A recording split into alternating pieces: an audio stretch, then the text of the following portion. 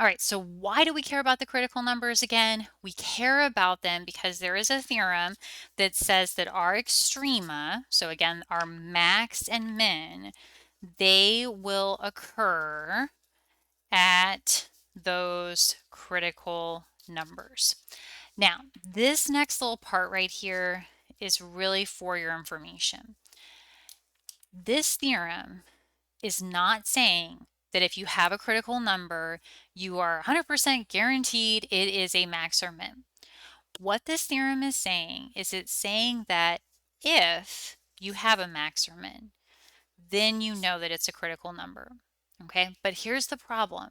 You can have a critical number that is not a max or min.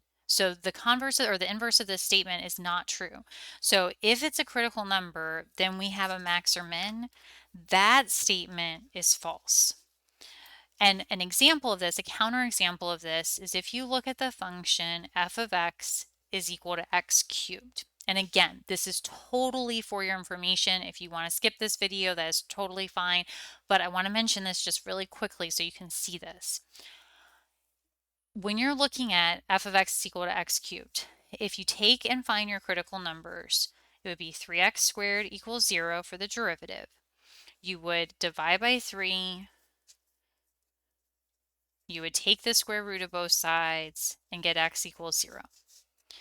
And the domain for x cubed, there's no denominator, there's no square root, so it's all real numbers.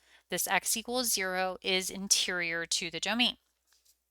So you would say x equals 0 is a critical number. Now, you'll notice that there is no max or min at x equals 0. So when I graph this function at x equals 0, there is no peak, there is no valley, there is no relative max or min. Even though at x equals 0, that is a critical number.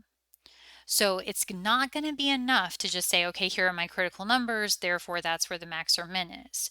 We need to test each of these critical numbers.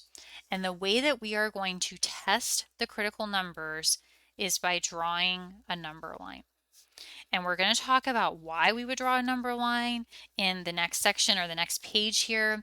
But basically what we need to do is in order to determine like which of these critical numbers actually is going to be a max or min, we also need to recall from college algebra the idea of increasing or decreasing. So that's what we're going to revisit here really quick on the next page, really quickly on the next page is what do we mean by increasing and decreasing?